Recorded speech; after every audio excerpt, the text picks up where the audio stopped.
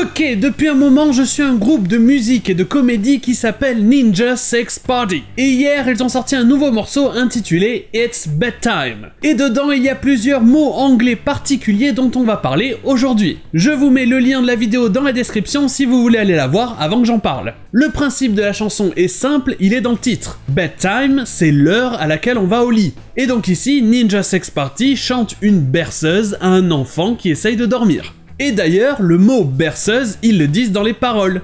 En anglais, ça se dit lullaby. Ça vient du verbe to lull, qui veut dire bercer ou calmer quelqu'un.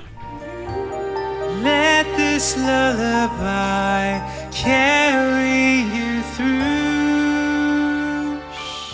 Sauf que le problème, cette berceuse n'est pas du genre qui aide à dormir.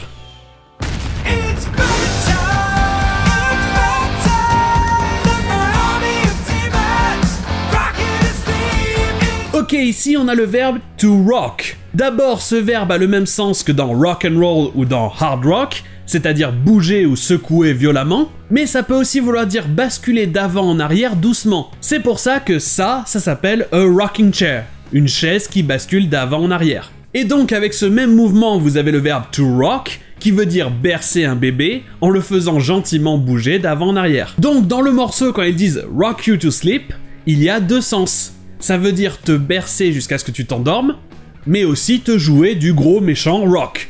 Et juste après, on a un verbe qu'on voit pas super souvent en anglais.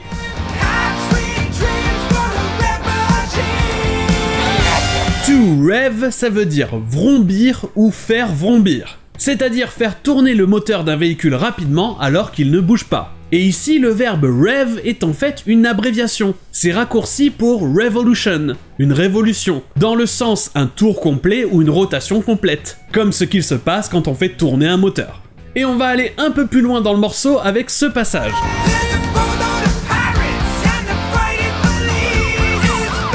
Ici, nous avons boatload.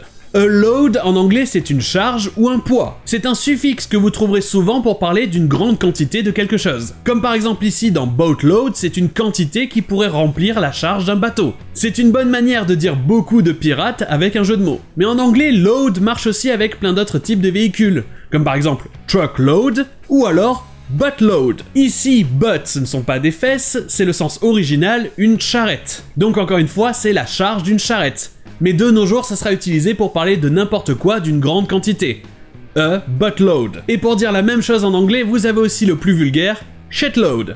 Et ensuite, on se dirige directement au dernier refrain de la chanson.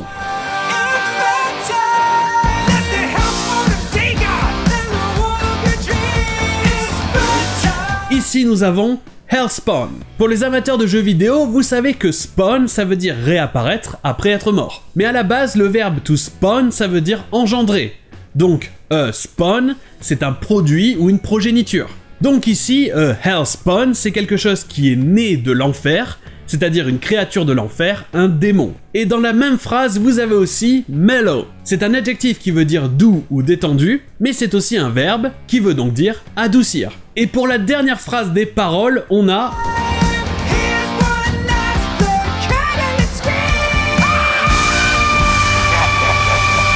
blood curdling. Ici, vous avez donc blood, le sang, et le verbe to curdle. Normalement, ce verbe, on l'utilise pour parler du lait. C'est du lait qui a tourné ou qui a caillé. C'est la même idée avec le sang. Quelque chose qui curdle the blood, c'est quelque chose qui fait tourner le sang. C'est-à-dire quelque chose qui fait peur, ou comme on dirait en français, quelque chose à glacer le sang. Mais juste avant que la vidéo se termine, on a un tout petit dialogue entre les pirates et les policiers qui se battaient un peu plus tôt. Ceci dit, j'ai eu du mal à déchiffrer ce que disait le pirate. Il semblerait qu'il dit « Avast ye matey ». Ce sont de vieux mots typiques des pirates que l'on utilise justement quand on veut imiter des pirates en anglais. Déjà, ye c'est juste une vieille façon de dire you, et matey c'est un peu la même chose que mate, un ami, sauf que c'est pour parler à un autre marin. Et ensuite nous avons avast, qui est un autre terme qu'utilisaient les pirates ou les marins. Ça a l'air de vouloir dire plusieurs choses du genre arrête ou ne bouge pas ou encore accroche-toi. Et comme vous allez le voir, on a d'abord un policier qui dit freeze, ne bougez pas, et ensuite on a le pirate qui dit avast ye matey. Donc il semblerait qu'il dit juste la même chose mais à la façon pirate. Mais encore une fois, ce langage de pirate, ce n'est pas mon point fort.